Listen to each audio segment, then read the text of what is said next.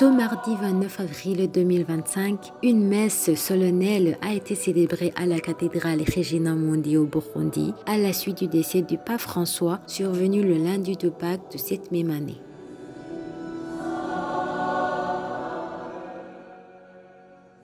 En effet, cette célébration avait pour objectif de recommander à la miséricorde divine l'âme du souverain pontife défunt.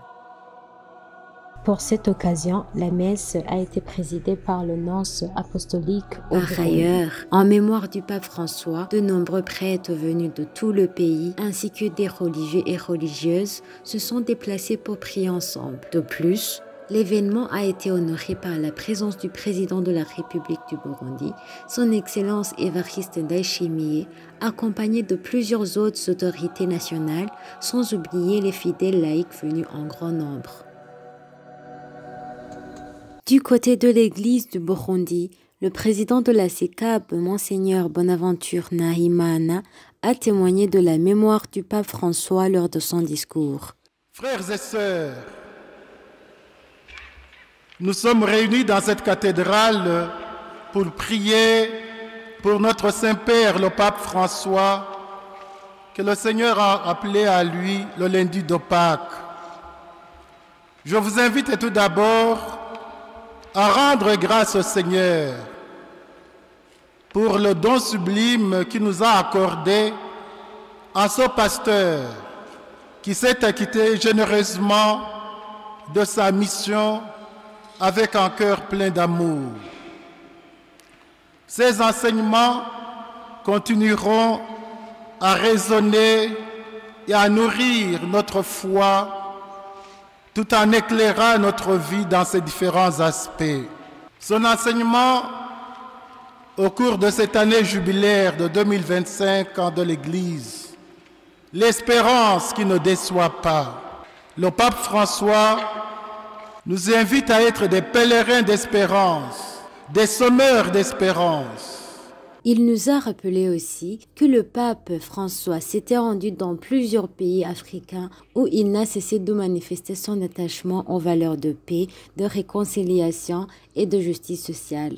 Il mettait également en lumière la force et le courage du peuple africain et capable de se relever malgré les difficultés.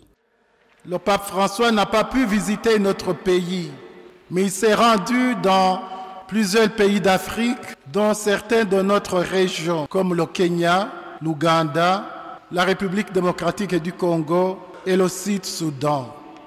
Il a exprimé sa préoccupation en faveur de la paix, de la réconciliation et de la justice sociale, en soulignant la résilience du peuple africain malgré les nombreuses adversités auxquelles il est confronté, comme les guerres, la corruption, la pauvreté, le pillage des ressources naturelles.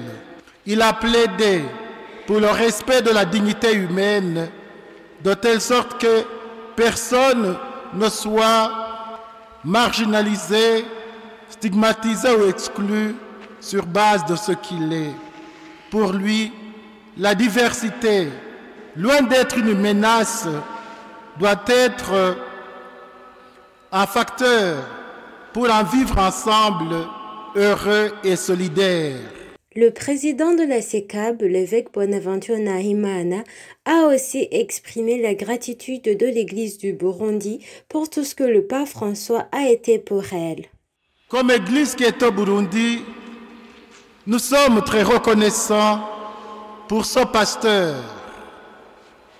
pour ce qu'il a été pour nous. Le Burundi lui était cher, comme il nous était cher aussi.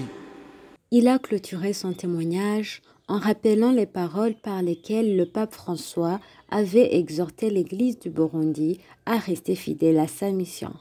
Je clôture ce témoignage en rappelant cette parole où le pape François nous a exhortés comme Église du Burundi à ne pas laisser faiblir notre espérance, mais à aller de l'avant pour annoncer l'Évangile, à ceux qui l'attendent ou à ceux qui en ont besoin pour que eux aussi connaissent la miséricorde du Père. La messe a été clôturée par la bénédiction du nonce apostolique accompagné des autres évêques présents.